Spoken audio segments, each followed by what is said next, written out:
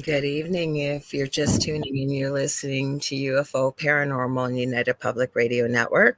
This is the Angel Rock. We are streaming also on 105.3 FM out of Mississippi and 107.7 out of the beautiful city of New Orleans, where we're broadcasting from. Hang tight, guys. I see you, Kevin. I see Sun Dragon. I say that's his muggle name. It's his real name, Kevin. But so that's if you see me not call people by their screen name. Hang on, I'm going to introduce our guest. As you guys know, we get to stream on TikTok, but I always got to do this after we go live. And I always try to beat my intro, and it never, ever, usually I don't. So give me one sec while I get this going, you guys, and then we'll continue on here. Sorry, my brain is not letting me multitask. Usually I can talk and do this at the same time. We got to start Instagram too. There we go. And of course, when you don't get to see this, Donna, and I'm going to introduce Donna in a minute, but with producing, like all these red flags come up. This one's not working right. This one's not working right. No, freak out. Yes, we're just going to ignore them. That's all. Just let me add TikTok. That takes 2 seconds to do now that we got it set up. TikTok, there we go. And then I always open TikTok too so that I can see the comments. So where are you? Come here. There we go. Okay, good. No, that's not the one I want. Hang on. There it is. You should put these in a place where you can find them, not all over the place. Anyways, okay, guys, thanks for your patience. Now we can continue. Like I said, this is the Angel Rock. I'm your host, Lorilei Potvin. I'm also a co-host of another show on the network on Thursday nights with my friend and fellow medium and psychic, David Hansel. It's 7 p.m. to 9 p.m. Eastern Standard Time, and it's called The Thing at the Foot of the Bed. A little bit more about myself. I'm a Canadian psychic medium. I'm a crystal Reiki energy healer, Akashic Records practitioner, spiritual teacher, and mentor. I'm also a registered nurse. I'm well versed in near-death experiences, having had one as a toddler myself and studied them professionally and personally for over 40 years. Budding animal communicator. I see you there, Julie, but I'm still working on it. And I'll mention why I called out Julie in a minute. Also, I'm extremely well versed in the paranormal. I said I never went looking for it. It found me, and we shared our story on the Travel Channel's Paranormal Survivor Season 4, Episode 9. Again, I did not name it this, but it was called Demonic Hauntings. You can find it all over Netflix, YouTube, wherever. Anyways, where do I want to go with this? My brain's sort of working here, not you guys. I'm not my usual, so we're going to do what we can, right? If you guys want to watch us on TV, you can. The network does have a TV channel. We are streaming there tonight. It's not behaving at the moment, but it kicks in and out. We're on Roku. And how you're going to find our particular channel, you're going to go to the channel store on Roku, type in UFO space P as in paranormal. There's a drop-down list, and I think we're about the third or fourth one down. And if you click on that, you can watch us on TV. Now, I always say, you guys, if you can't see us, you can't comment. 80% of our global audience is audio only, and we love to have new people all come through, join our wonderful chat here and be part of the conversation. So if you'd like to join that, how you can. Now, I got quite a list here because it's changed, but I'm streaming on Facebook on my profile. Just under Lorilei Potvin. It's public, so you don't have to be a friend. You can join. We're streaming on the network YouTube channel, which is UFO Paranormal and United Public Radio Network. My YouTube channel, The Angel Rock with Lorilei Potvin. Network Twitch channel, UFO Paranormal and United Public Radio Network. We're also on my Rumble channel, which is under Mystique 1508. And you guys I always tell you, not a stripper name. I've been accused of that. It's an older channel. It's actually from X-Men. We're also streaming under the Angel Rock on TikTok, and lastly on Instagram under the same name. Instagram was going for almost 2 hours. It's not. So if you were over on Instagram and you want to stay with the show like the original Carrie Lynn Shellhorn, I have to give her a huge shout out. She's a very close friend of mine, fellow host on the network here with Spirit Switchboard, 6 p.m. Eastern Standard Time here on Fridays. She's got an incredible show, you guys. So she's over on Instagram, but they don't put the comments in the same spot. So you're going to see me jumping back and forth between Instagram, TikTok, and our main comments. Lastly, what else do I want to tell you? Like I said, 80% of our audience is audio only, and this network does broadcast to every country in the world. It's been around for 25 plus years. And so if you like what you see, please like, share, and subscribe. Tell all your friends and family about us. Sorry, guys, got to grab a drink here. And we love to have new listeners and new people joining in the conversation. And it's not all UFO and paranormal. I think we're almost up to 40. I think it's just about 40 live hosts that stream. We stream multiple shows daily, 7 days a week. When we're not streaming live, the network server goes into the last 25 plus years of shows, and you get random content. And we'd love to have you join our family, I'll say, because that's what it is. It's one big happy family. Now, finally, my very patient guest. I always hate making my guests wait in the green room, like back behind the stage, because you're just sitting there like, what am I going to do? So thank you for your patience, Donna. Give me one sec here. So my guest's name tonight, if I can find it, I got to put my glasses on. I'm blind today. Is Dona Masi, and she is a writer and editor whose short fiction and articles are used in reading and writing assessments throughout the United States. Her articles about the arts, the environment, and current affairs have appeared in Foster's Daily Democrat, Seacoast Newspapers, and Portsmouth Press. She is also a playwright, and 2 of her plays were performed at the Provincetown Theater Company. And tonight, we're going to be talking about Donna's debut novel. You guys are going to love this. You guys like this kind of topic. It's called The Taking, and it's based on the author's experience and research into alien contact and visitation. Welcome, Donna. Hello, how are you, Lorilei? I'm great. I'm still sick, so hopefully my voice holds out. It decided to give up on me today. And before we get started, I always say hi to everybody, Donna, so just give me a sec here.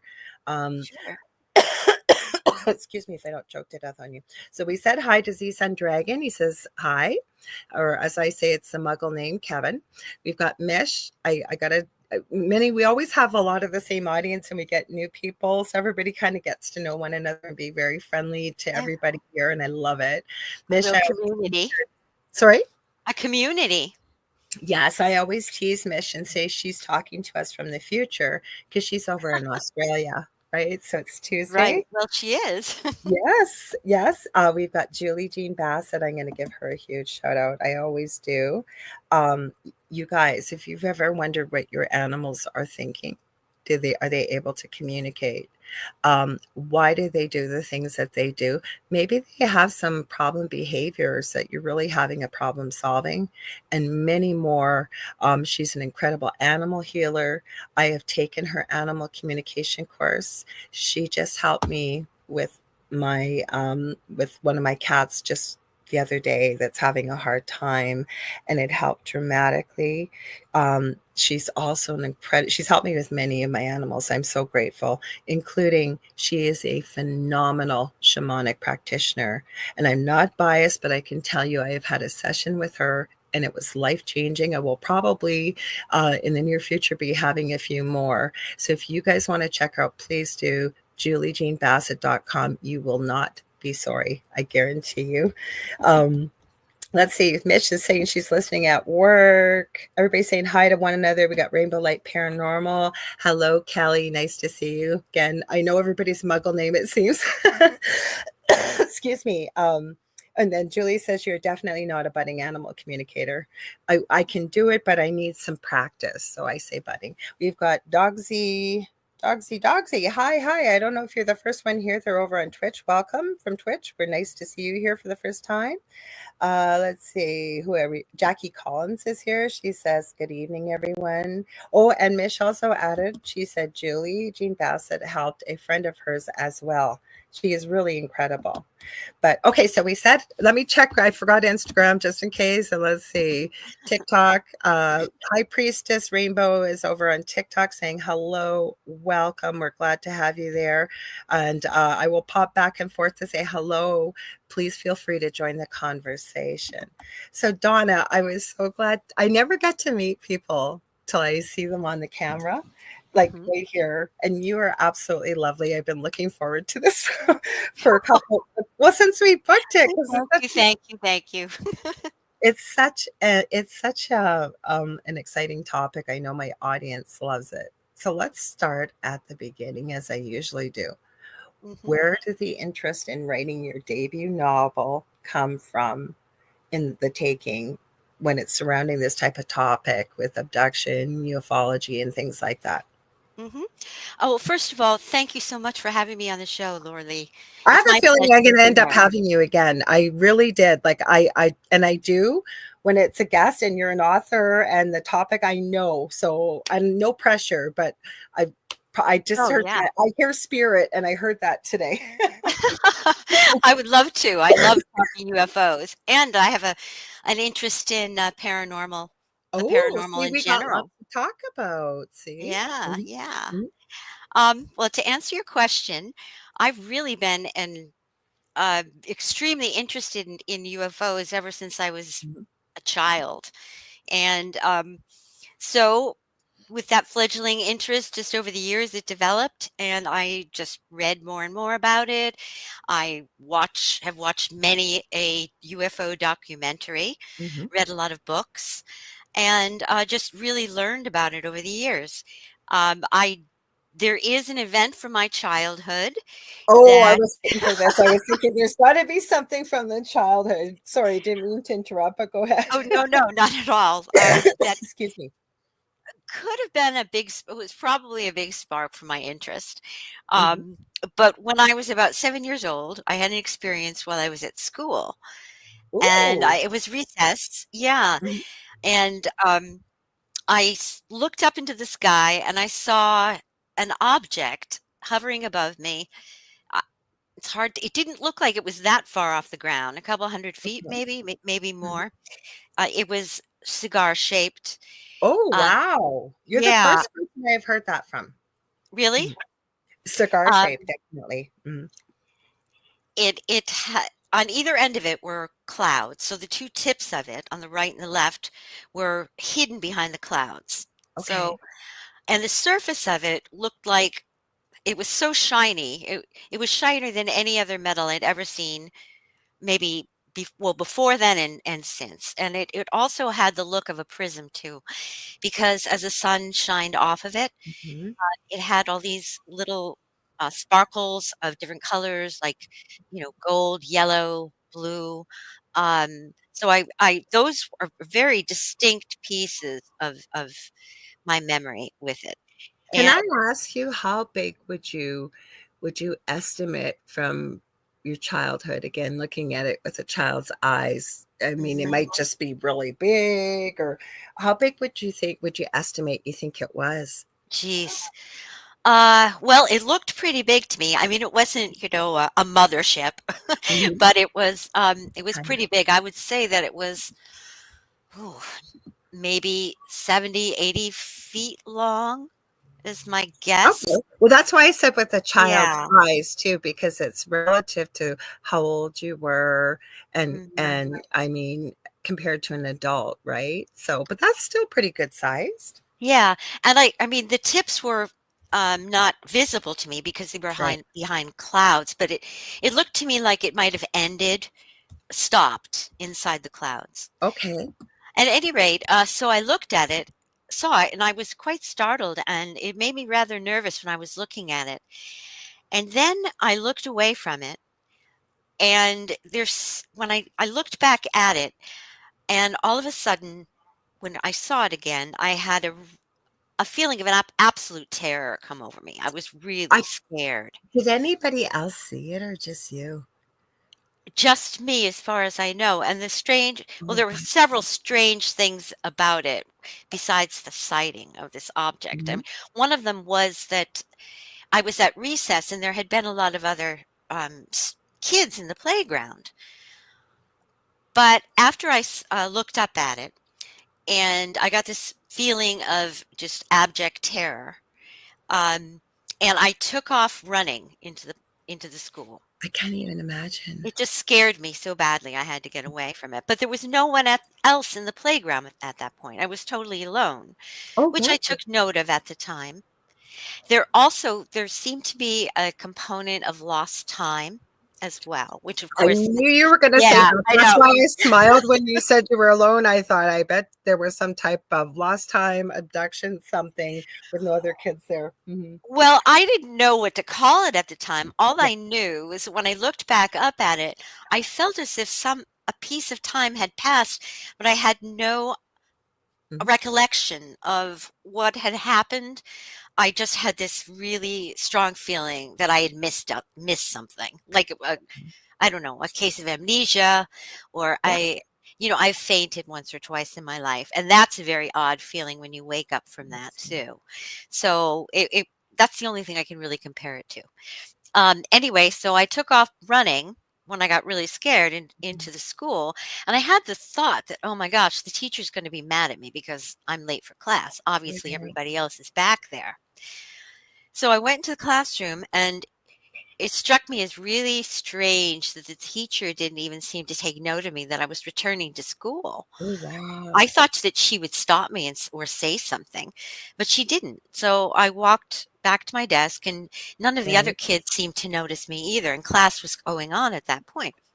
And then I sat down in my chair, and it seems to me that sitting down was a trigger where I just forgot about the entire thing that had just happened to me. Oh, so you literally forgot about it then? Because Yeah. I was thinking if you tried to tell anybody, would even anybody have believed you?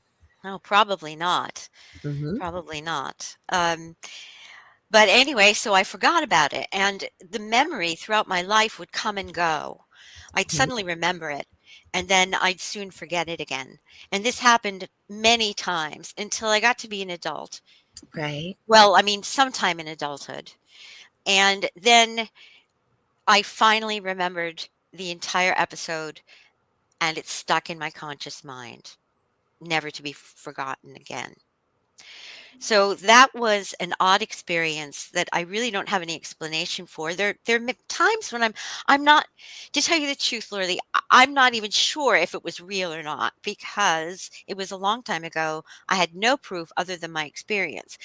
However, I didn't have hardly any knowledge of, space aliens or For sure. UFOs or flying saucers before that. I mean, I probably heard about them in passing or maybe watched something on television or a movie, but it wasn't a subject that I thought much about. Mhm. At any rate, so I just continued to remember it and it stuck with me. And sometimes I believe that it did happen. Sometimes I have a very strong sensation that yes, it was a I real believe you experience. wholeheartedly because what you're talking about, and we'll get to it eventually, I literally blinked. And I've been in this city my whole life. It's not a big city. I'm about 6.5 hours north of Minneapolis, Minnesota, and Mhm. about 40 minutes away from the Minnesota border. So I'm in Thunder Bay in Ontario, Canada, kind of close to almost the middle of Canada, not quite. So I Mhm. know this city well. I was a community visiting nurse. I know all the little back roads and everything to get to people's Yeah. homes. I went to the store quickly, I'll tell you, just so I why I believe you. And when some of the things you were saying, I was smiling, and you were literally saying what I was just about to ask you. So, this is when we were at the peak of the haunting in our previous home. Mhm. And I was really tired. I hadn't slept well. And my partner, Dell, I said, I just got to run to the store. It literally was 2 minutes away. I probably could have walked there in 7 minutes. But I went to the lights and I blinked. And then when I opened my eyes, my phone was ringing. And it was my partner, Dell, saying, "Where the heck are you?" And I said, "I have no clue." I was miles away, out rurally. I am shocked I even got cell service. I'd never seen this road. My car was parked in the opposite direction to what I was going. And I still remember this building. It was a half, oh, I'm getting goosebumps, half circle building.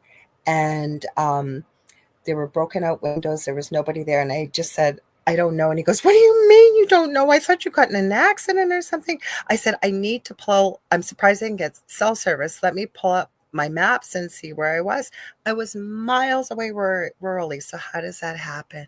Wow. Oh my gosh. That's why I believe you, especially like you said, you got little flashes here and there before, throughout the years, right? It's almost like we repress them, especially as a child. I can't Mhm. imagine the terror.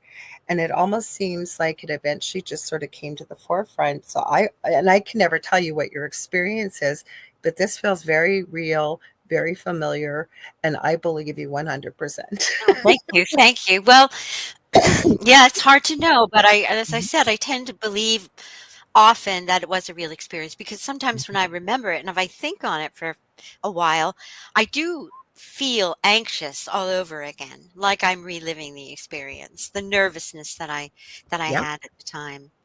Um, so I believe that you know, I can't say that I had an abduction experience. I don't get that sense, but I believe that I observed something Are you for sure, whatever reason. though? If you Well, think about it, like, and I would never tell you your experience, but the fact that, like you said, no other children, nobody seemed to be missing you. Like it almost seems like because okay, with this network, quickly, Joe Montaldo owns this network. Love Joe, but he's very much into ufology and things like that. He's been mhm, doing, for example, a 20+ year study on Rh negative blood, red hair, and green eyes because those particular DNA attributes in the way of genetics apparently did not exist before 70,000 years yeah. ago. So, where did it I have come? heard that, yeah. My mother, who doesn't believe in any of this, has red hair, green eyes, and Rh negative blood. Mhm, mhm. Hmm. Well, I mean, perhaps I did. Maybe the only way to know would be to do some sort of Hypnosis. hypnosis, Hmm. regressive therapy. Hmm. Sometimes I'm not sure I wanna know if I was abducted or not. Well, I've said the same thing because I kind of wonder what happened in those minutes. And I also lost time. I should say that I forgot the biggest piece. There was about an hour and a half from when I blinked to where I was that is missing. I kind of want to know, but maybe I don't, like you said. Yeah. Yeah, I get it. I get it. But I So, believe that was, oh, excuse me, but I was just gonna say that probably was a big influence on me spending right. my entire life so far, looking into the topic of UFOs and alien abductions Mhm. and, UFO encounters. Mhm. So that's a pretty profound experience. And to me, it almost feels, I would never tell you what your experience was, but it almost feels like this memory finally got tucked away, repressed because it was so Mhm. terrifying for you. And like you said, every now and then you get bits and pieces. It almost feels like the whole puzzle eventually came out and the memories unlocked. But you're so young and it's such a profound, unusual, or feels Mhm. unusually strange and unique, right? That we Yes. question it Oh, from my that time when absolutely.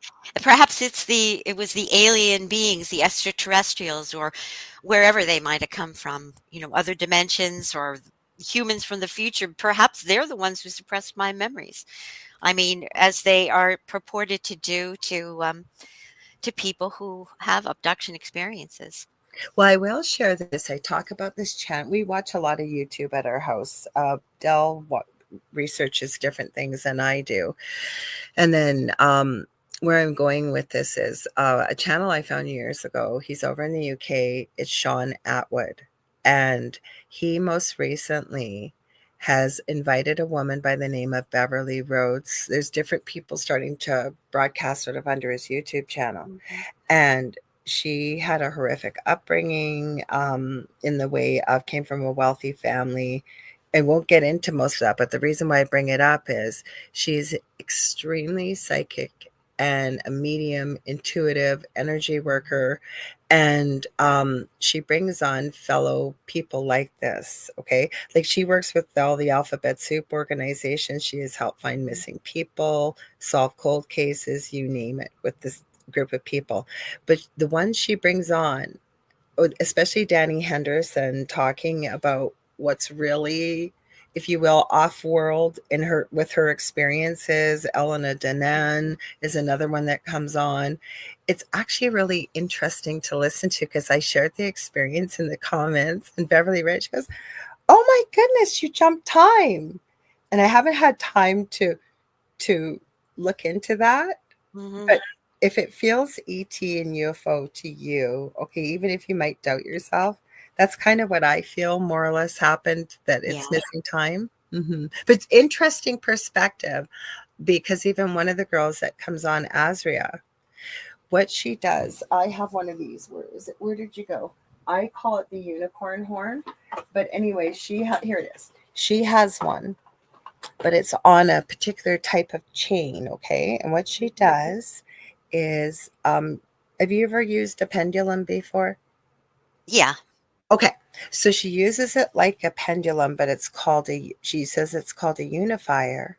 Mhm. And it has been mind blowing to watch her read different people on the channel. She doesn't know who she's reading. She just gets their full name, their birth date, and what have you. And she connects you not to your biological genetic material, but to your ancestral line, to off-world um, beings. And it Wow. has been so profoundly accurate. It is mind-blowing, and it's done live, like when she gives the results. Mhm. So there are people out there speaking our language at these types of things. So I really do. I would never push it on you. I didn't have your experience, but I believe you. Thank you. Yeah. Well, there was, another time that I felt that perhaps the aliens were interceding for either interceding for me or for somehow affected some other event, which was years and years later. But, and that was an odd thing too. I mean, I didn't see anything, but I felt as if maybe they were making their influence felt in a given situation, which was interesting too. Are you comfortable to share more about Uh, that? well, sure, it was just a little thing. Oh, that's So, okay. well, it was actually when I was in graduate school. I Right? got my MA in 2012. So that Okay. whole week that I was going to have a thesis defense at the Mhm. end of the week, and I had to Right. get my project in and done and all of that. So I was really Mhm. busy throughout the entire week with that, and I had like this strange feeling that I was. I kind of was conscious of it, but I didn't think about it much.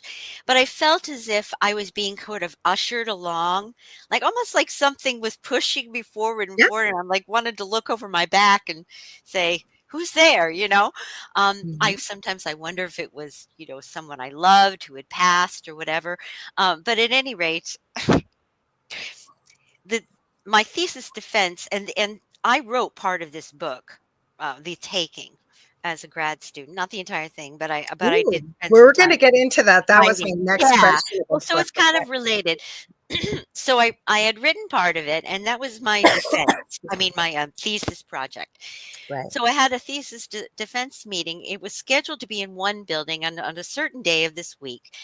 At the last minute, they rescheduled it to the college library. Okay.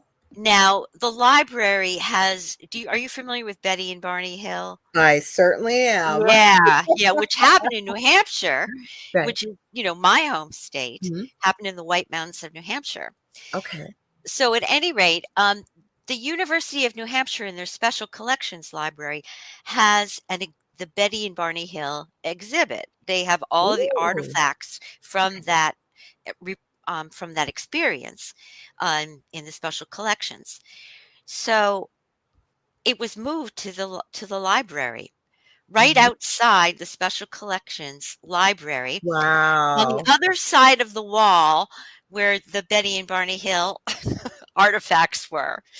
So I thought that was really kind of odd. I mean, of the 100 buildings they have on the campus or something, Mhm. it, that's where it ended up. And then it was canceled at the last minute. So, I mean, I believe in I believe in some parts that there's nothing, There's no there's coincidences no is what I believe. coincidences Mhm. and things can happen for a reason. But that just really struck me as kind of strange. Plus, I had been feeling like ushered along, like no, I never had before from, Well, my some thoughts on unseen force. But then, beyond that, um, so I had my thesis meeting with my advisor, etc. And when we left, I had to hurry down to the bathroom because, it lasted forever. And Yes. I walked into the bathroom. And then, I was washing my hands and I walked back to my car, which I had to park it quite a ways. And I got back to my car and I didn't have my keys. I'm like, Oh, "Oh my god, no. where are my car keys? It's Yes. freezing cold, it's dark." It's like, "Oh, Mhm. and I gotta find them." So had to walk back to the library, and I went downstairs to the bathroom, and I walked in the bathroom, and there was a girl who was just maybe you don't think this is anything, but I thought it was peculiar. She was standing at the mirror, and she was Right. just standing there with her arms Okay. down like this, and she was standing straight and looking in the mirror. She's about Okay. 20 or something. Okay. And she didn't react at all, and there was nobody else in the bathroom when I came in, didn't turn and look, whatever. But I went up to her and I said, "Did you see a pair of car keys?" And without saying a word, she turned right at me. She Wow. held her hand out, opened her hand, and there were my keys sitting right in her hand. And I Wow. said, "Oh my god, oh, thank you so much." Yeah. Because I was just so relieved to get my keys back, and I picked the keys up, and she didn't say a word, and she just walked right out of the library, and I just thought that was kind of a really odd way to react without saying, I agree. "Oh, here you go," or "No Yeah. problem," or Yeah. "You're welcome." Mhm. But she had she just seemed like she Almost was feels like almost she was standing there waiting for you, the way I you've that described is it. really the distinct feeling that I got. It Mhm. it was kind of like she was I just not really the way I should express it, but she was almost zombie-like, Mhm. And if I hadn't said anything to her, she may not have even turned and looked at me. But so I was just kind of to be honest with you, I was a little stunned for a second I would have been. that she Mhm. would just, open her hand and there they were and she was presenting them to me and then, she just walked out without saying a word. It was very bizarre. And then another thing that was strange about that too, and I don't know if this has anything to do with aliens, but the main character in my book is named Vera, which I Yeah. named after my grandmother. Aw, that's beautiful. Yeah. Mhm. Well, so I needed an extra person on my committee to sit with me. And so my advisor asked a friend of his who was a professor at Boston University. Well, my other grandmother's name, and they're both passed away, was Emma. And so this woman came into the room and she's introduced herself as Emma. And so I just felt that that was really neat that I had my grandmother Emma Mhm. there, her name represented, and my grandmother Vera, who is a character in my book. So I I thought that was really neat. Really. I don't think anything that you have shared is strange, and the other thing is, I truly believe that human beings have never been taught that how incredibly powerful we are, not in a negative sense, but Mhm. we are capable of telepathy, telekinesis, connecting with the other side, intuition, and it literally people will feel a call to it and pursue it, Mhm. or and again, just meeting you tonight, you seem very perceptive to me about noticing your surroundings and taking note, right? Like, for example, and I would have honestly probably mirrored some of the words you had just said with your experience because you're Mhm. noticing, right? You're picking up. This isn't normal behavior. I really do believe there are no coincidences, including if something shows up in my field of vision, my rule is if it shows up twice in a short period of time, I need to tuck that back up on my proverbial shelf and be aware. If it Mhm. shows up 3 times, I take that as a sign that I need to pursue that, look into it. It's a Mhm. message. This is what this feels like that you've shared. And maybe please tell me if I'm wrong, but I think you're very intuitive. Yes, I think I am. I think as a writer, you know, I am intuitive. I think to tell you the truth, I think fiction writers, poets, um, most of us are intuitive about human nature, Mhm, um, and reading understanding people's motives, good or bad, mhm, the emotional motivations that gets them to act certain ways or say certain things. I think we do pick up on people's feelings very well if mhm. we allow ourselves to listen and to watch and to observe. I you know? just love what you said there because that's exactly what it is, right? Otherwise, had somebody else had that experience and with no judgment because it's been the way we've been raised, is most people would say, well, that was just a coincidence or, it was just a weird thing and go on with life and forget about it, right? And I love Mhm. that you talked the way you have about it. And I could tell you're very observant and you paid attention, and even the fact when you said that you felt like you were kind of being pushed along, you named it. You didn't name it like absolutely, but you named it. And I always, as a spiritual teacher and mentor, I always say to people, go with what you're feeling. Don't question it. Right. So I believe you. I wouldn't be surprised if you have some off-worlders as guides and what have you on the other side. Maybe Mhm. so, maybe so. I don't ever feel like I'm alone. I do feel like I'm being helped along and loved and Oh, I all of love that. that. Yeah. No, I'm very, very, believe in the spiritual world Mhm. and, try to follow it as a guide and, so yeah, definitely. So let's talk about your book because I didn't give too much away. We got all kinds of things to talk about. We'll probably run out of time. I could talk to you all night. I knew this was going to happen before I even connected with you. I don't know why, but Well, we'll have to do this again sometime. yes, yes. So, okay, the book is called The Taking. Yes? So, can you give us a little bit about it and some highlights a little bit? Because I want people to go out and buy your book. You've got a Sure. pretty impressive resume, and this is right up everybody's alley when it comes to ufology and things like that. So, Sure. Well, it's a paranormal story. I mean, excuse me, mhm. it's a suspenseful story with paranormal elements. Okay. Let's see, it's about a girl who is besieged by strange events, Ooh, and her father. Um, I have like just a couple sentences. I'll just read it. It's kind of please do. a Yeah, and little show the cover. synopsis of the story. Have you got the cover? You can even show people if you want. Yeah, I do. I Yeah. do. So this Mhm. is the book, The Taking. It's a beautiful cover. Yeah, thank you, thank you. I know the artist did a splendid job. She was Mhm. amazing. Okay. So John and his daughter Vera grieve the loss of Vera's mother, who mysteriously disappeared when Vera was a baby. As John struggles to raise his daughter, he dismisses connections between his wife's disappearance and Vera's bizarre dreams of otherworldly creatures. But when he finds Vera unconscious, lying in a ring of scorched trees, he begins to believe that a mysterious outside force is controlling her fate and his. So Wow. that's a short synopsis of the story. Mhm. I It's have set to go ahead, sorry. I was just going to say it's set in New Hampshire, my home state.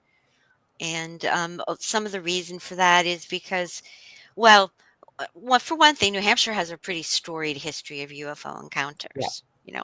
A lot of places in the world do.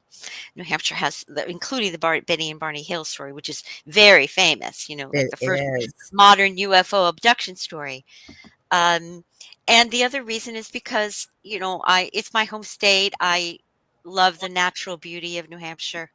I've spent a lot of times hiking in the woods Mhm, and it just it has the feel that anything might happen if you're out deep enough in the woods. mhm, And the landscape is a part of the story because the people are people in the story, they love nature, they're inspired by nature, but at other times it feels dark and ominous to them too. okay. It sounds Julie Jean Bassett just put in a comment, she said, "This sounds like a great book." Oh, thank you, Julie. Thank you.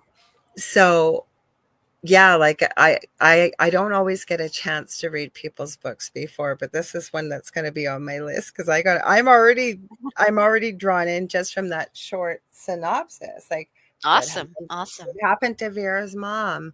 Why did her dad find her in the ring that was burnt out? What's going on? Why is Yeah. she connecting with these strange creatures? Because it's so weird. I haven't really been able to concentrate on things for the last couple of weeks. Anything heavy. So, like, I rewatched Harry Potter. I've seen it a million times. Rewatched the whole thing, and I've always wanted to do this. And I started on the weekend. I've seen every movie, but not like one after another. I'm Yeah. watching the whole Star Wars thing now because it came Oh, I out when love I was a that. little kid. I know I have my shows too that I just make me feel great. Mhm. Yeah. Well, Lift no, my normally spirits. I should have told you this too. I'm sorry. Before the show, it'll seem like there's a pause. I always have a bit of a delay, so I apologize if I start to speak when you do. And I should have Oh, said no that problem. before we went live. Okay, so I want to ask you, do you think you've ever seen a UFO? Just that one time that, when back in the schoolyard when I was a little kid, that was the only sighting I've ever had, um, to my knowledge. I mean, I've never seen anything in the sky or otherwise that looked peculiar to me, where I'd stopped and I'd said, "Oh my god, that was beyond anything that, I can name, that I can identify." Although I do look, I look quite often, and I would like to see one again. I don't know if I'd like to have, like, a 3rd encounter of the I mean, like, a close Close encounter of the 3rd encounter? Mhm. kind, Yeah. but I would be very interested in seeing it, and as a matter of fact, seeing something, you know, going back to Betty and Barney Hill again, just because, there's a road in New Hampshire. It's it's a scenic drive, the route that they were on Yes. when they were Mhm. abducted. It's like a 12-mile stretch of road, and it Okay. goes down the highway they were traveling, Mhm. and it goes into off into the dirt road where the abduction allegedly happened. So, I would love to be up there doing that drive and perhaps see something odd in the sky. But I plan to do that someday. I have Um, all kinds of videos from here where I live. The city I live in um, has a strong First Nations history, as most of us do in North America and around the world. But mhm, um, for some reason, every kind of paranormal activity you could possibly think of has been documented in this city. mhm, And I don't know what it is with me with strange crafts. Julie can definitely back me up. She had sent me a couple months ago, it was a picture of that full moon, and something had showed up on the photo. And she said, "What?" She didn't say it was a UFO. She just said, "What do you think this is?" So, for anybody listening, my advice, I suggested people not only take pictures, but also video. Okay. mhm. So we were able to find out what that little mark was, but I voice message everybody because I talk to people so many times a day. Plus, my phone thinks it knows how to spell better than me. So I spend more time correcting. So I was looking at the moon, videoing it, and I think I'd taken the video. And as I was talking, like voice messaging Julie, I went, "Holy crap! Holy crap!" I'm getting goosebumps as I'm telling you. Right by the moon, all of a sudden, this really weird red light came out of nowhere. And at first, Julie couldn't see it. And I said, I'll circle about the area in the video. And I said, blow it up. And she couldn't believe it either. I have all kinds of videos like this. I don't know why I see them. It's Mhm. weird. Yeah. Well, you said that you didn't seek it out. It comes to you. Mhm. Yeah. Well, you know what I wanted to ask you though? Okay, so you saw that UFO as a child. Mhm. And never mind, I love that you started this book in grad school. So, what part did you bring a lot of that experience into the story about the taking? Or, in what direction? Was there a lot in the way of crafts? I know you don't want to get the whole book away because you want people to read it, but Mhm. are you able, like, did you bring a big piece of that experience into this story or? Um, well, most of the book is from my imagination. It's not based on real reports or the experiences of anyone I know, specifically. Uh, Most of the information that I use, the details in the story, are ones that I've learned along the way as I've Okay. read and researched about the topic. And I mean, the little story I told you, yes, there's a piece of that in there, but Okay. really that's the only thing that can draw back to a personal experience, Okay. or an experience that I'm familiar with, from my own life or some. So, but it is very much inspired by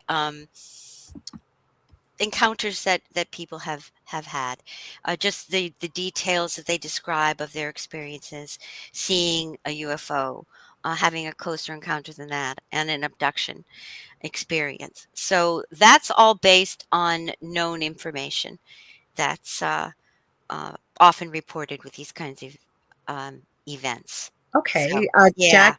Jackie Collins just said, great conversation. Well, we're glad you're here. I do want to say hi to Contessa or Connie Martin. I seen her sneak in. Please let me know, you guys, if I missed anybody. Just say, I think I missed Lisa Martinello too. Evening to all. I wave, but I just want you to know we see you. Now, there is an experience. Would you mind if I share it? It's over from off of TikTok. It's Sure. from yeah, it's from High Priestess Rainbow, because she was talking about, she said UFOs are definitely real.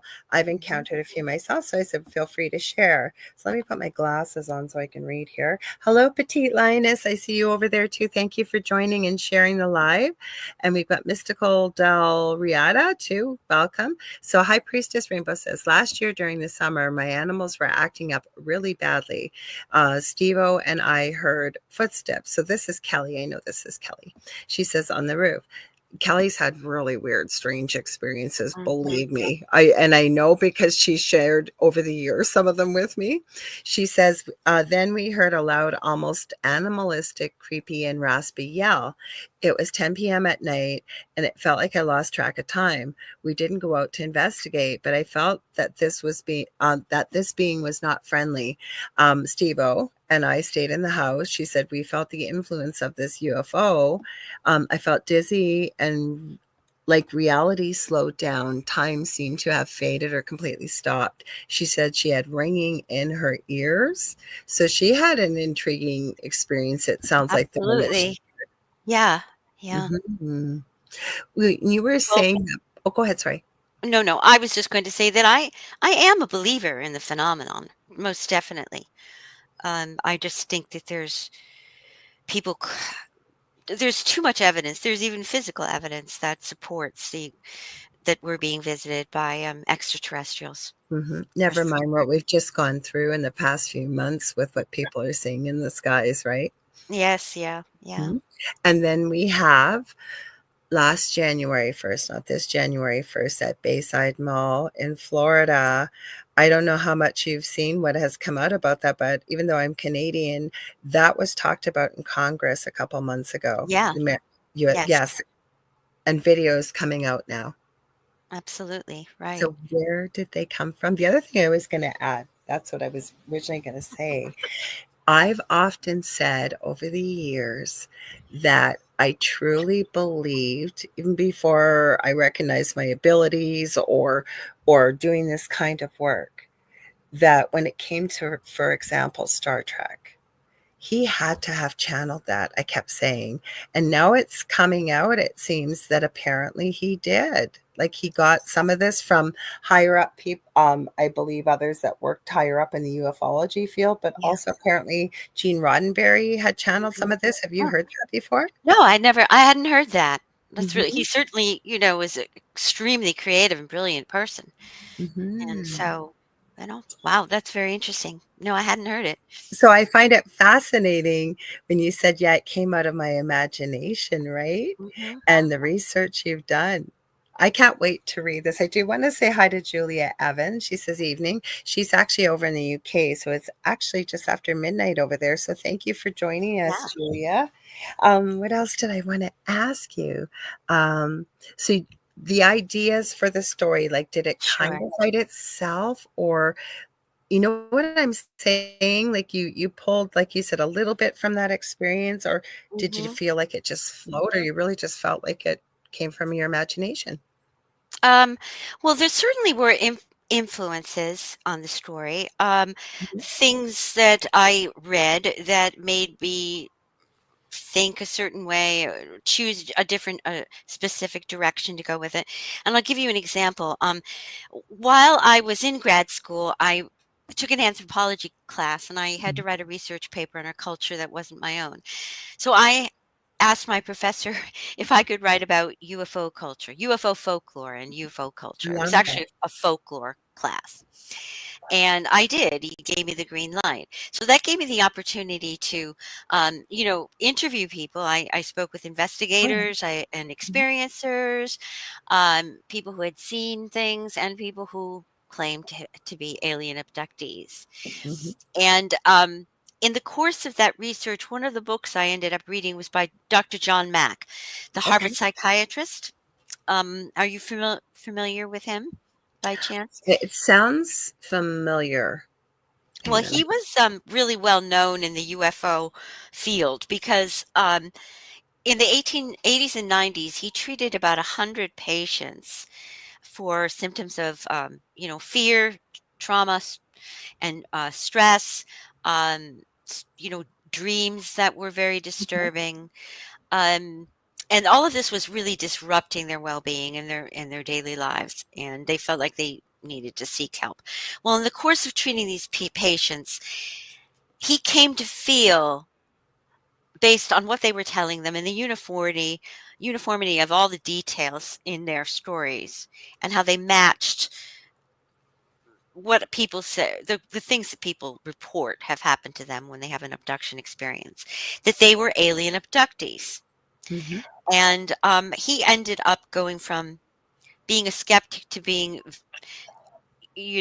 Love to that. believing in the Mhm, phenomenon. Although he would say that he didn't know whether it was he happening in the physical realm or the metaphysical realm. mhm. But otherwise, but it was real one way or the other, and he believed his patients. So in other words, in the metaphysical realm, that they may not have gone anywhere, their physical bodies, but their mind and their consciousness, Oh, traveled. absolutely, that happens, Yeah, yes. yeah. Mhm. So at any rate, he did a lot of research and he wrote several books about it. He became quite an authority on the subject, and he paid the price for it. He was Aw. quite controversial. He Mhm, was a prominent psychiatrist and professor at Harvard. They didn't. His colleagues at Harvard questioned his treatment of these patients, how he was going about treating their psychosis, and so he got hauled up in front of them, and they were considering taking his tenure away. Well, oh the my good news goodness. was that they didn't. They Oh, didn't. thank goodness. His job was saved, but he still remains a controversial figure because, as you mentioned, people really aren't necessarily accepting of this idea that of alien abductions. They may think that it's possible, more strongly believe that we're being visited by extraterrestrials who, Mhm. fly by our planet, or that they exist. But the idea of them actually abducting human beings is more far-fetched and harder for a lot of people to believe. Unless you experience it and you Yeah, remember. unless you experience it. Mhm, So, that's, if people questioned him. But he wrote a book called Alien Human Encounters with Aliens, I mhm, believe was the name of the book, which I read. And he gave me, from his writing, I really got some central ideas that I used in the book, some themes. For example, I had never before stopped and considered what the impact of being an alien abdee is on a person. mhm, It's not, and it suddenly occurred to me, this not just a story about intergalactic, time travelers, space mhm. travelers, aliens. It's really a human story, and Yeah. it has a lot of implications for humanity, and also for individuals who are being affected by it. So, for instance, I mean, how would a person who's an alien abductee feel? How would it affect their life? How would they find a way to cope with this? What's happening to them? There may be a before and after when you feel unnerved by something. You know something's not right, but you don't know what's going on. So you have all of this hidden kind of Right. angst or Mhm, anxiety about something that you don't understand what the cause of it is. And then once you do discover what's going on through, subconscious memories that suddenly break through, or if mhm. there's an event that triggers your memories, um, once you find that out and you accept it and you believe it, it's absolutely mind blowing, I would imagine, to realize that this is true. And so then what do you do? I mean, you You're still have literally to. taking the words out of my mouth. Like, then what do you do with this? Yeah, I mean, you wanna everybody wants to be able to live a normal life and experience the everyday, ups and downs and joys and just be normal. But it's not normal, and Well, where do so you go for some help? Where do you go where for do you go help? for Who help? do you tell? Mhm. Yes, and how do you find the inner strength to kind of make your life happy as best you can when you have no control over it? And there's so much and a big element of unpredictability. You don't know when and if it's ever gonna happen again, and you can't stop it. So those I were just like and these are the things that, Dr. Mack touched upon in the book. So in his work he did with his patients, he was trying to help them to find a way to make sense out of their experiences, Right. maybe try to find a purpose for it if possible, so that they could to take because otherwise it was just so hard and so painful. You're thinking, why me? Why me? Why me? Well, I suppose if you could find some purpose in it that seems positive to you, if there is such a thing, then it would make you feel better about it. So those questions, what do you do? How do you handle that if you're an abductee? And how does it affect another person if they love someone who's an alien abductee? They're going to be impacted too. So Mhm. it's not just them. That person who loves the person who's an abductee, may be not able to accept that it's really happening. It might take them a long time to do it, if ever. So, and the person who is the abductee, if nobody believes them, Mhm. that's very difficult not to be Mhm. believed. And if you don't, and if you keep it to yourself, then you're living with it all alone. You're isolated. You're in isolation with those experiences. And But you keep questioning your sanity is and a big questioning your one. sanity, Mhm. yes. And if you do tell people what's happening or what you think is happening, well, they might think you're crazy, Yep. deluded. They may, or you could be mocked. Or it depends on some people in their jobs. If they were to tell their employers or people that Yep. they work with, it might endanger Yep. their jobs, Mhm. their livelihoods. So, when I started to realize, mainly from Dr. Mack's writing, that this is a He sounds really, amazing. To interrupt for just one sec, Donna, he sounds like sure. it because I think I've heard his name. What Hmm. an incredible man to have such empathy and compassion for the people he was working with, never mind what he faced professionally. That is an incredible doctor. Yeah, no, he never backed down once he decided that his patients were telling the truth about what had happened to him, that happened to them. And he was very, outspoken about it, and he Mhm. he said it plainly. He investigated a lot of very interesting cases. Back in the 90s, he went to Tanzania. Was it Tanzania? I think Okay. so. Tanzania or Zimbabwe. Was that at the school that they Yeah, it was at the Yeah, school that where was there was a UFO mhm. experience in a school ground at Yeah, recess. Zimbabwe, I think it was Zimbabwe, Zimbabwe. yep, okay. It was seen by 200 Yeah, kids. mhm. And so Dr. Mack actually went there and he talked to a lot of the children and he talked to the teachers and, administrators at the school too. So, and there is a Netflix series about it, and I can't remember the name of the Oh, show. darn, because I haven't seen that, I would watch it. Yeah, hopefully it's still on there. I saw it a couple of years ago. I mean, Mhm. I'd known about that Somebody experience. in the chat might know. Lots of times, because I Yeah, that's a good always say idea. if I'm thinking what I'm gonna say and paying attention, or then I don't hear voices, but I'm connected with spirits, so sometimes I forget what I'm talking about. And someone will give us the answer, so maybe somebody will know the name of that series. Yeah, You know? maybe. Yeah, that would be great.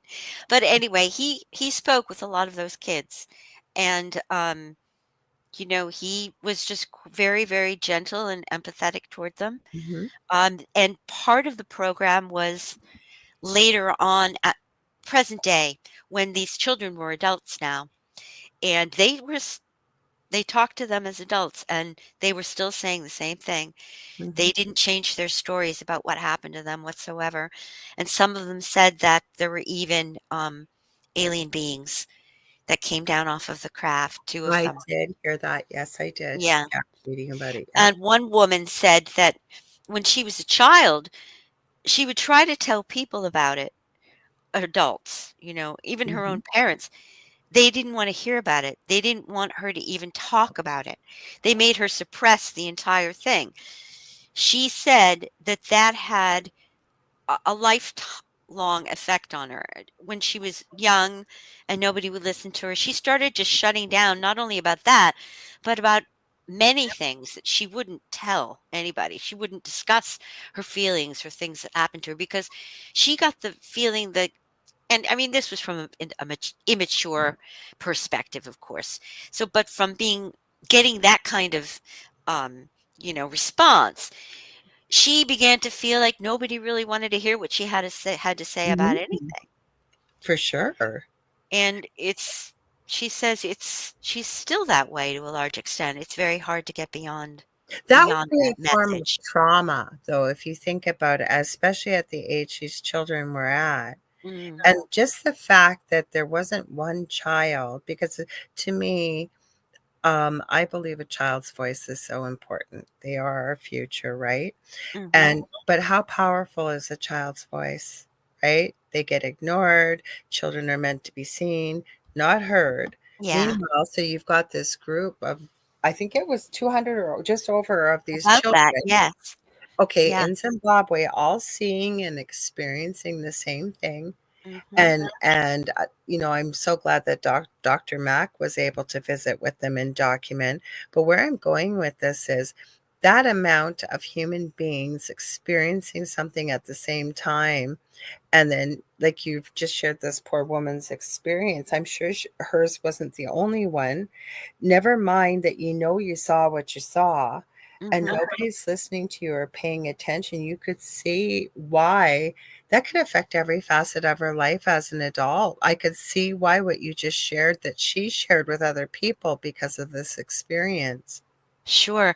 And the teachers and, the principal, etcetera, they didn't see anything, but they were inside at Mhm. some meeting or something, and the kids Yeah. were outside.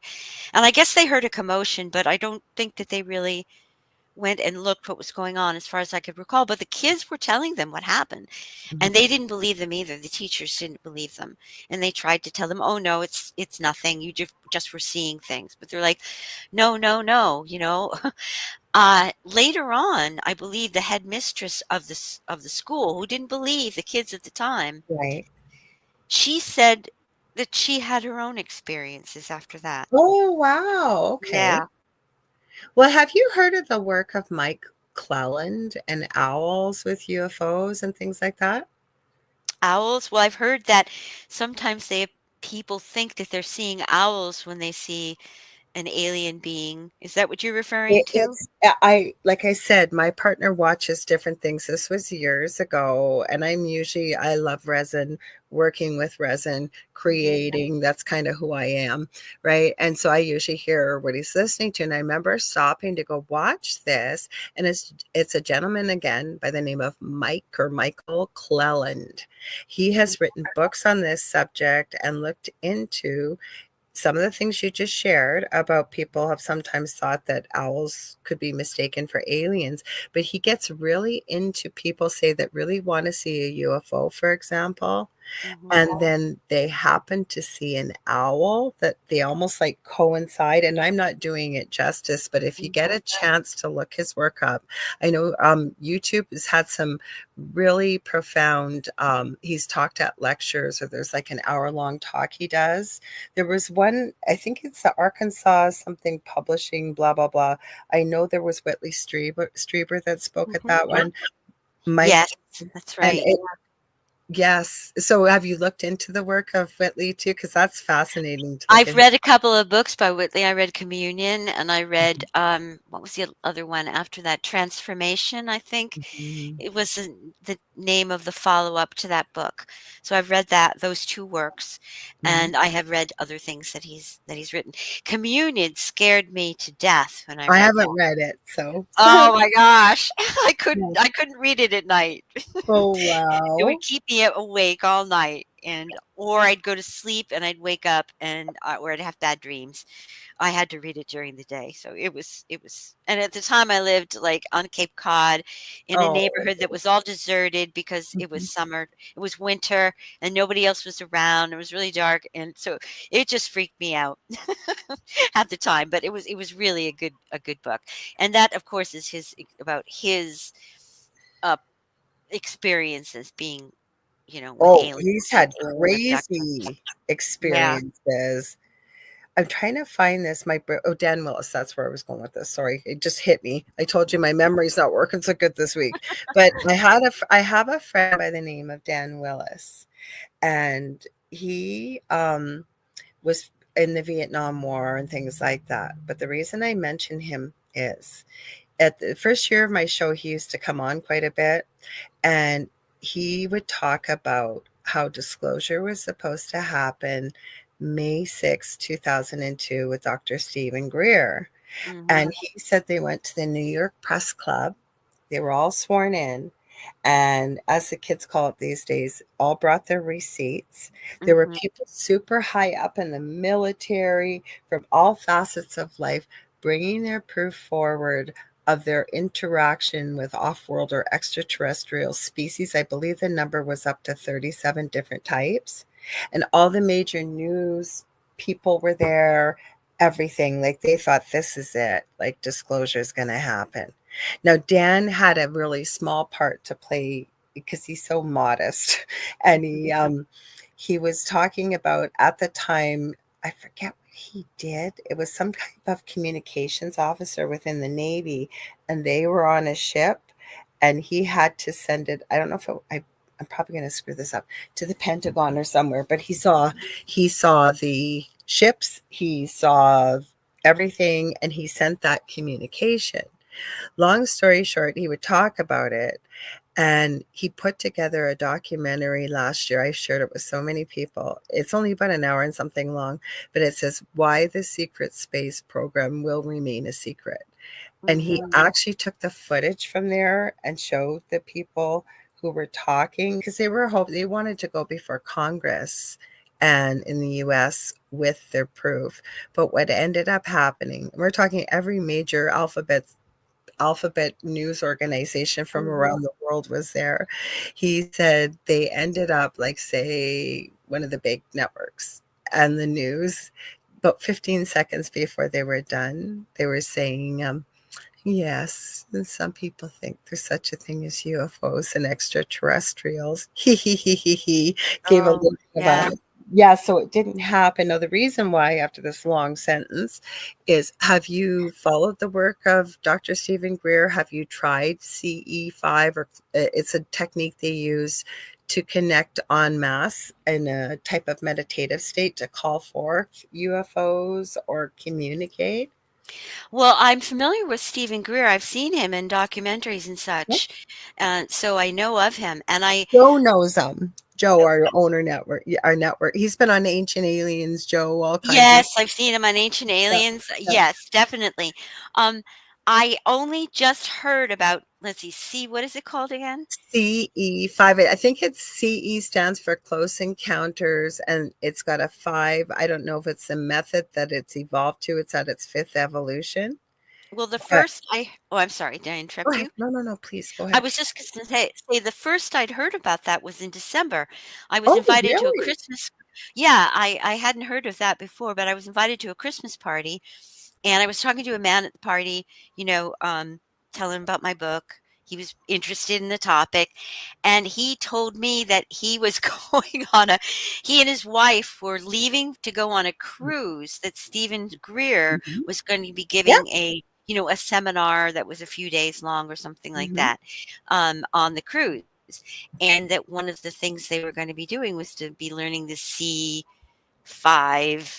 technique idea, and he said that he had joined after that. He said he was going to be part of a local group in my area Mhm. where they were going to be going down to the beach like every Saturday night or something to look up into the sky and to practice Mhm. what would you There's an call it? A app, I meditation, believe. kind of meditation or something. Yeah, practice that to see if they could make contact with extraterrestrials. Well, there's an app for that, I believe, in Android or iOS. You Yeah, can that get he mentioned that. Yeah. lastly, when I had mentioned Beverly Rhodes about this topic, I meant when it comes to this type of connection. So they apparently had over 1,000 people from around the world. It was this friend of Beverly's, and I don't think she's the be all to the end all. It's just a fascinating way to look at things I'd never really thought of when it comes, and they call them off-worlders, Mhm. right? It's fascinating. But what they did, and they're doing it again in May, so last year, people came from around the world. I believe it was somewhere over in the UK. They had a massive, massive open field. And one of the organizers, I don't know if it was Elena Denan, because she claims to channel very positive, loving off world or extraterrestrial species, Mhm. right?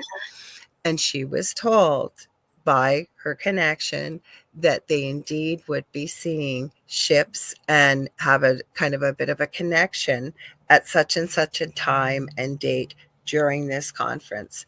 They Mhm. filmed it live, and indeed, exactly when she was told it would show up, it did. Kind of put on a bit of a light show for them. So they're doing it again this May, and it's supposed to have way more people. So well over 1,000 Wow. witness Holy this. mackerel. That Mhm. sounds very fascinating. I think so. Yeah. But one of these questions I wanted to ask, that was a great question. What's the most interesting report of a UFO or an alien encounter you've ever heard of or been fascinated by, learned about? Yeah. Oh, there's lots of them. I mean, we touched on Betty and Barney Hill. That's always fascinating, and I know a Some lot about people that may not because know who they are, so we can even, if oh, you're comfortable, talk about them, or if you can think of someone else even. well, I'll talk about Betty and Barney. Perfect. They were because experience was a long time ago, 1961 actually, Yeah. Yeah. and as I mentioned before, it's known in ufology as the first modern alien abduction Yes. Mhm. report event. They're a couple that lived in Portsmouth, New Hampshire, which is close, kind of like the southern tier of the state, close to Boston. And they were traveling home one weekend from Montreal, Canada. And they were driving south through New Hampshire, through the White Mountains of New Hampshire. Okay. So at some point while they were driving in the mountains, up around the Franconia Notch area in New Okay. Hampshire in the White Mountains, the famous landmark of the Old Man of the Mountain used to be in Franconia Notch in New Hampshire. It was around that area. Okay. And um, Betty saw what she thought was a shooting star in the night sky. And she called it out to, she said, "Oh, look, Barney, there's a shooting star." Well, he couldn't see anything because he was driving. At any rate, then it started to act very oddly because it wasn't, it was zigzagging all over the place and it was speeding up, slowing down, etc. So she told Barney that, and he couldn't really see at the time because he was driving, but she was really like, well, puzzled. Well, what is that? What could it be? And he's like, "It's a plane. It's a plane." She goes, "No, no, it's not acting like a plane." Normal partner. My Right? Yeah. partner, I'm going to add quickly, he is still a big skeptic after everything we have gone through, and I Oh, always really? say, sorry? Well, the yin and the yang. I guess he No, but balances. what I always say to him is jokingly, paranormal never happens unless it happens to you. Yeah, that's right. That's true. Yeah, yeah, yeah. So, at one point, they were watching this thing, Mhm. and um, it it was sort of like keeping pace with their Right. car, as they were Mhm. driving down the road. And then finally, there was like it was following them, and the light was practically right above the car. Well, of course, by then Barney was well aware of it, and he was driving really fast to try to get away from it. They pulled over, although they pulled over a couple of times to get a better look at it. At one point when they pulled over, Barney got his binoculars and he got out of the car and he went over, and he looked up at it, and he said that there were windows and that he could see beings in the windows. Mhm. And he felt as if he was receiving a telepathic message from them, Mhm. telling him, don't be scared, stay where you are, etc. But he was terrified.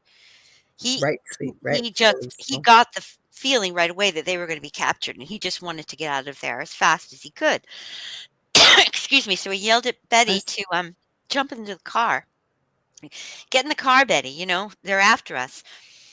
They hop in the car, and he starts racing down the road. They drove for a while. The thing was still chasing them, and at one point during that stretch when they were driving, they don't remember anything that happened after that. The Mhm. next thing they remembered, they were back on the road. They were driving on the same road, but they were something like 30 miles from where they had been the Mhm. last time that they'd looked. They also had lost time. Right. I'm not, half hour, 45 minutes, an hour or so of time, and they couldn't account for it. So they ended up uh, driving home. And by then it was about 5 o'clock in the morning and Wow. the sun was coming up. And they were really puzzled because they had gotten home so late. They thought they would have been home 2 hours or so before that, Right. but they weren't. So they just got into bed and went to sleep. And when they got up, they were unpacking their car. They noticed that there were spots on the trunk of their car. And they thought that was very odd. Some other things. Betty's dress that she had taken off when they got home, it was all torn. The zipper was Mhm. broken. I hadn't It heard that. Mhm. Yeah, it had, and they have that dress over at the UNH archives too, in the special collections as part of the exhibit. Mhm. Um, she didn't know why or how that could have happened. It was also covered with a pink powder. That was odd too. Oh, okay. They remembered that they had seen something in the sky that was unusual, so they called Pease Air Force Base, which was existed at the Right. time nearby, and they sent over an officer, and he had a Geiger counter. I ran it over the spots in the back of the car that turned out to be radioactive. So there Wow. were a lot of strange things like that, the missing time, the radioactive spots in their car. You know, they developed some physical symptoms. Barney developed, like warts around his groin that hadn't been there the day before. Oh, wow. His shoes were scuffed, which, I mean, these are things that they saw and people that they knew that they showed them to.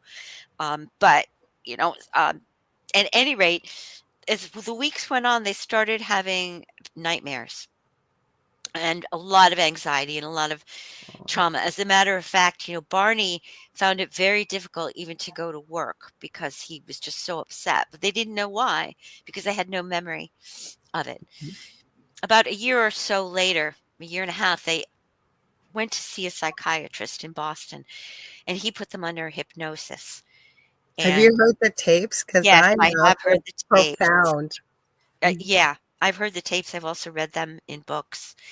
And do you know who Kathleen Martin is? She's I've heard them, yeah. Betty Yeah. and Barney Hill's niece, and I she's a was gonna say that. ufologist. I was pretty sure it was her niece. Yeah, okay. Yeah, and she's a Mhm. ufologist. So she's the Okay. expert on the Betty and Barney Hill case. I Too had the bad. I mentioned her. I mean, excuse me, I met her once when I Cool. was doing my research paper Mhm. for school. I met with her, and she shared a lot of details about the case with me, which is really Oh, fascinating. I nice. was like her captive audience for about 3 hours. She couldn't get rid of me, but Aw. anyway, it was just so interesting. um, so at any rate, a lot of the transcriptions from those hypnosis sessions are in her book, Okay. and they are chilling. I mean, their terror is so palatable, Yeah. um, that it just really scared me reading them and listening to them, what Mhm. they were going through, because they were reliving the entire experience. Just to make a long story short, they had a lot of details about what happened to them while they were on board the ship, of them being taken out of their car by four aliens, being sort of kind of lifted in the air as there, and Barney was passed out cold. Betty was awake for it, and she kept yelling to him, "Barney, wake up, you damn fool! Barney, wake up!" But he wouldn't wake up. Yeah. And the reason that he believed his shoes were scuffed after the Right. fact is because they were dragging him Ah, onto the up the platform to get on board the ship. that makes sense. Yeah. Mhm. So some of the just uh, briefly, um, Betty met some of the beings on the. She remembers meeting some of them. One that she called the doctor. They gave them, Oh, by title. One was the leader, and I can't remember what the other. There were several others. While she was there, she was talking to them, asking many questions. She was just pumping them with questions, like, where do you come from? And they're like, well, if show me a map. And they're like, well, if we showed you, you wouldn't really understand where it is. But they ended up showing her a star map, and yes. she wanted to take it off the ship as proof that this was a real experience. Right. One of them said, "Yes, you can have it," but at the last minute, the map was taken away from her, she says. They wouldn't allow her to leave with the map because they didn't want this, spread around that Mhm. about this abduction, or that they were there. And but later on, as I believe, as so I've heard, um, the star map, but Betty drew it under Identical. hypnosis. Yeah, it Identical. was identical to it. And I believe Is that it it. the Pleiades, right? The Pleiades star system. Yes, yeah, and it also had some stars in it that at the time hadn't been yet discovered until, Uh-huh. Yep. like, about, Mhm. over 10 years later. So that's another interesting fact about it. And Betty was always wanted to look into it, and she was extremely curious about it. She talked with people about it. Eventually, she's very honest. She communicated with people all over the world about this experience. Mhm. Barney, unfortunately, who died only about 8 years after that, he didn't want to know about it at all. His Mhm. attitude was just like, no, I don't want to talk about it. I mean, he did, but he didn't, and I guess he believed it was real, but he didn't want to dwell on it. But Mhm. Betty, her curiosity was very strong. Mhm. And as far as I understand it, Betty Hill's family, her sister, it's her mother, her niece, Kathleen, have all Mhm. had experiences with Mhm. extraterrestrials as well. So they say. That's a theory, though. And again, because just the channel I've been following with Beverly Rhodes, I had asked in the chat, well, why would I be having experiences that I believe maybe I possibly had myself that we talked about earlier, but Mhm. I don't have Rh negative blood, green eyes, and red hair. And the Mhm. interesting part is that supposedly any descendant of somebody with those characteristics, and it's supposed to run through the lineage. And I know Joe, some of his research has shown him as well, that they seem to pick certain familial lines and it happens throughout like different generations. Have you heard Mhm. that before? Oh, yes, there's lots of stories about multiple generations of people, Mhm. saying that they've had abduction experiences, yes, and reoccurring ones as well. I don't Mhm. know, I wonder. I don't. I'm sure it happens to other people too. Either they're singled out to be abducted, or they're in the wrong place at the wrong time, and it You're happens reading to my them. mind. I was literally just thinking that. Those words, wrong place, the wrong time. Yeah. Of course, Travis Walton, you must know that story too about Travis Walton. Oh, Yeah, yes. that's another real famous one. Do He you has think you could share red that? hair. Do you Huh? think you could share a bit of that, please, for Oh, people yeah, that don't sure. know? Okay.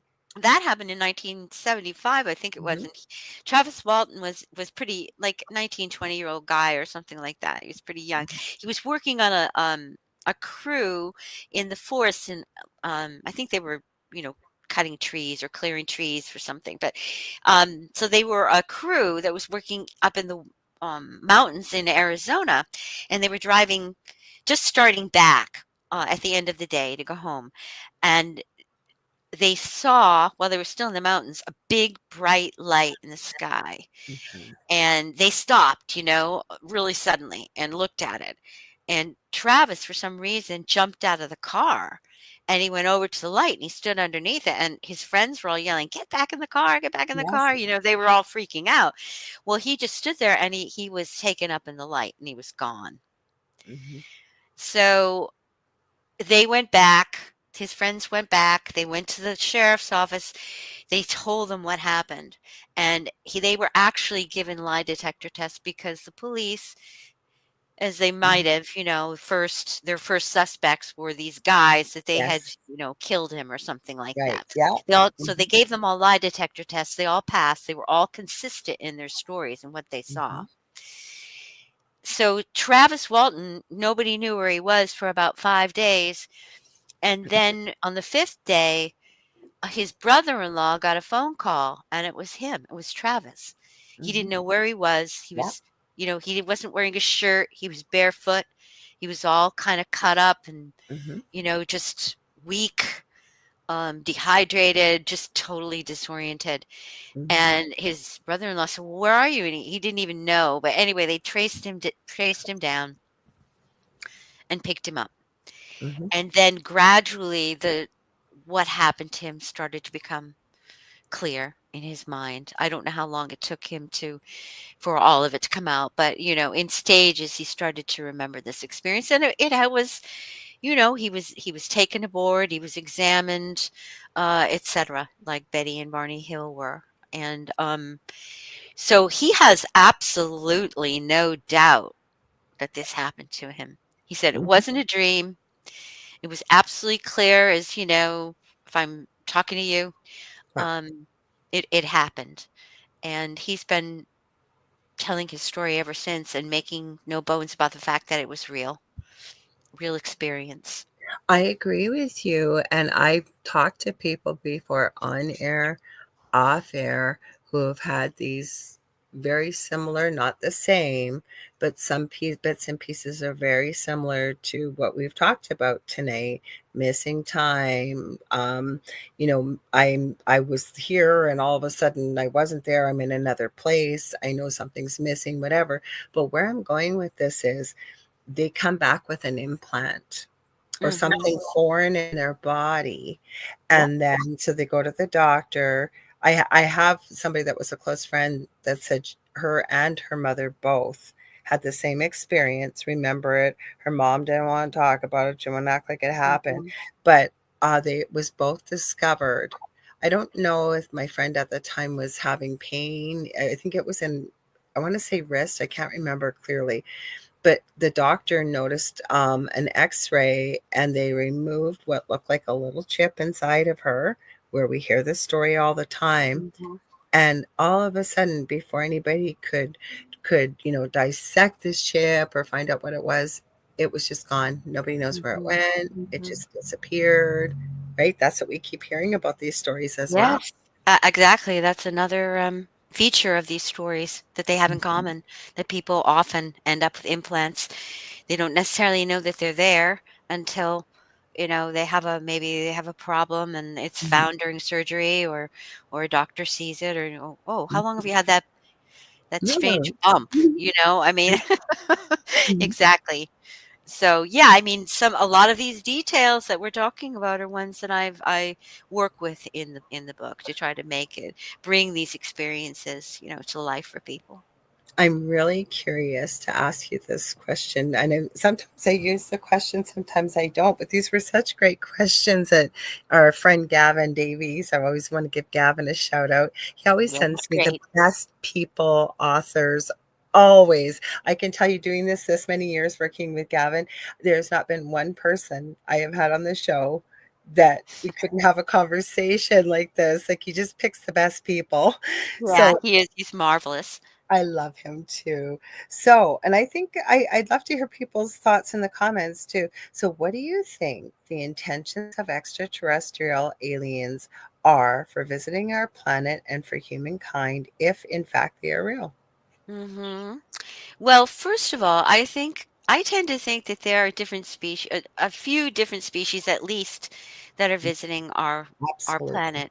I mean, that's what there have been reports of reptilian type creatures, the Hmm. classic grays Yeah. with the slanted eyes, big bulbous heads, you Hmm. know, small chins, spindly legs, arms. There's It's for different, noses. yeah, whisper noses. Hmm. So yeah, I can think of, several different kinds of aliens with different physical Hmm. makeups, features that could possibly be visiting our planet, just from what I've heard as for stories. So that makes me wonder, do they all have the same motivations and intentions for being here? Hmm. I would think not necessarily. Some could be just coming by, doing a observation of a maybe an inferior species, which of humankind, like we're observe animals in the jungle, Hmm. for instance, or learning about us, what they can. Maybe some are come here because they're afraid what we're up to on our planet, Hmm. with nuclear weapons and wars and ecological, crises and the such. And that may be of great concern to them as well. And they may be here, or some people say, to help us somehow, or to work through certain people who are or particularly receptive to them, Hmm. to be passers on of knowledge. See, Um, now my thoughts are, and I feel that I have connected, if it's either interdimensionally or whatever, all I keep hearing is Earth and human beings are a young race. There's much mhm, to learn, that they are very profoundly affected by the fact of the breadth and depth of our emotions, and mhm, as well our propensity for violence and to hurt one another. mhm, So, and David and I on the thing at the foot of the bed. Now, David, and he'd be the first to admit it. He says he gets very upset when he hears that, for example, reptilians get a bad rap, right? And so we've had this conversation, and I believe, and I don't know everything I tell people, but the most sense it makes to me is, especially when we're dealing with this earthly realm, is we always have an opposite, or yin and yang, like you said, right? So to me, and again, my only experiences with the human race, that there are good and then there are evil. mhm. So what if we had that with extraterrestrial races, some of them, right? Sure, I don't see Mhm. why that isn't possible. Mhm. It would make sense to me for the same reason that you described. Mhm. Absolutely. I mean, another, and these aren't my original ideas. These are things I've read. So Mhm. these are what other people are saying, speculating why they're here. But it's also drawn from observation, from Yes. experiences that they say they've had with them, or for other people have had. So it's not something that they're necessarily just coming out of their imagination. But the other thing is, well, do they have a human alien hybrid program going on? Oh Where my they're, gosh, if you're coming back on, we got to go down that road for sure, because I love to talk about that. I want to know where black-eyed kids come from, why they need permission? Are they hybrids? Are there hybrids on our planet? There's just so much to talk about. Yeah. I mean, are they trying to make us a better a more enlightened species, for Yes, example, yes, by, breeding with us? yep, Are they trying to save their own race by yes, tapping our DNA? yes. Is it their way of, someday taking entirely over of the earth? Are they trying to get their bodies have create an individuals that can live safely on our planet, in our atmosphere, for example, Mhm. where they couldn't? I mean, it's impossible to know. But one thing, I guess I go back to, I would say that they have the different species of aliens have different reasons unto themselves. Some may have the same reasons, but there must be a number of different reasons. I agree, and we are not go do you know how fast this just went by? We have, like, literally 3 minutes left. That's Oh why I no, said oh I no. told you before the show, I just knew if you wrote and I never pressure someone. There's so much more to talk about, but how about we leave them with this? Because I wanna ask you.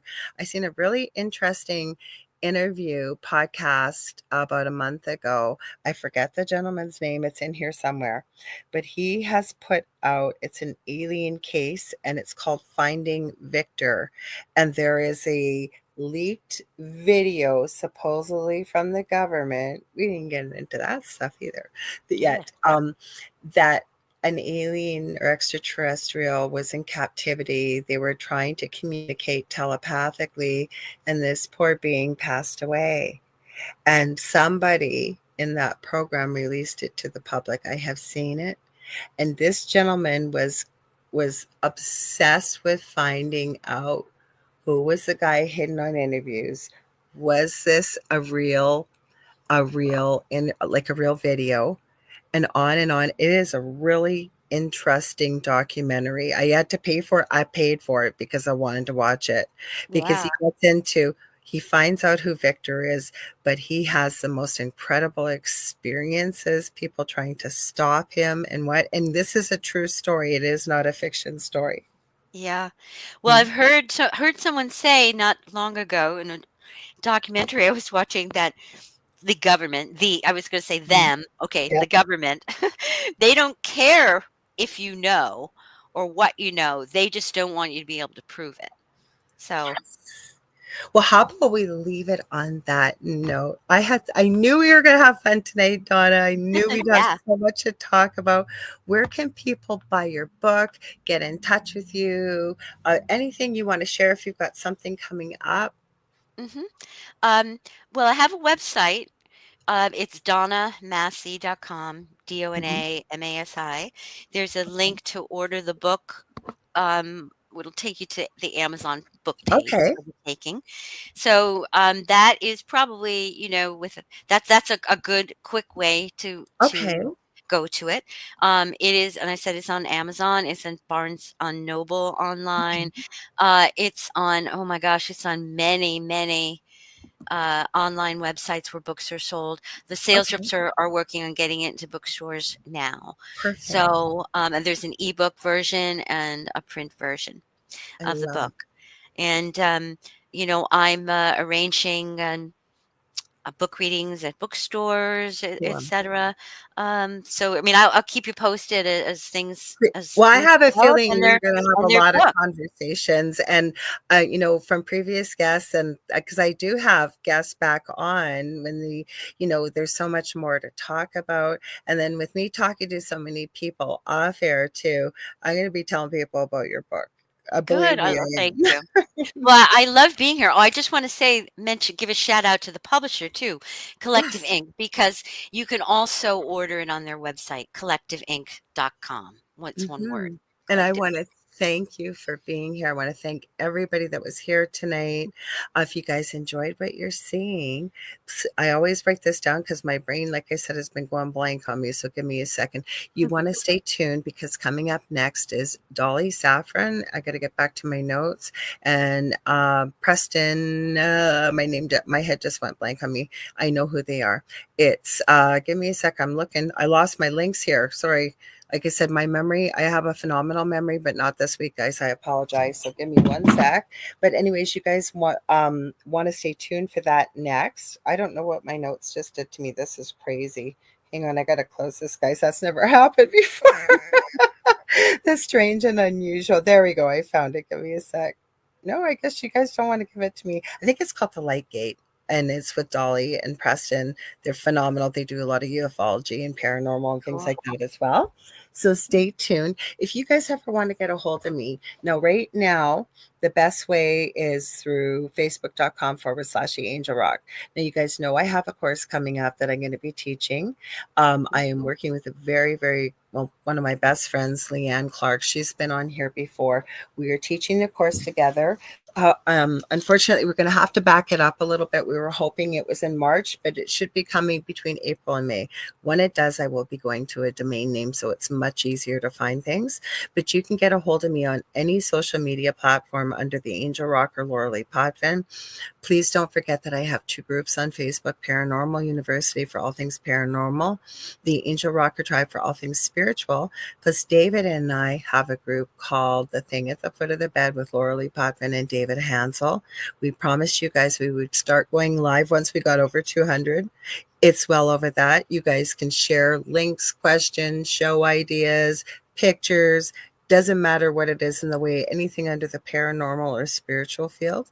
And with that being said, we will be back on Thursday, 7 p.m. Eastern Standard Time here, right, live. So I want to thank you all for being here. Donna, thank you again so much. Thank you, Lorilei. It was a pleasure. Thank you for having Oh, me. I knew we were going to have fun. And Yeah, yeah. so we will see you on Thursday. I will be back next week. I did look up the name, but you guys have to forgive me. Like I said, my brain's like a sieve this week. Anyways, I'm sending y'all so much love and light. Stay spooky, and we'll see you on Thursday. Take care, everybody. Bye.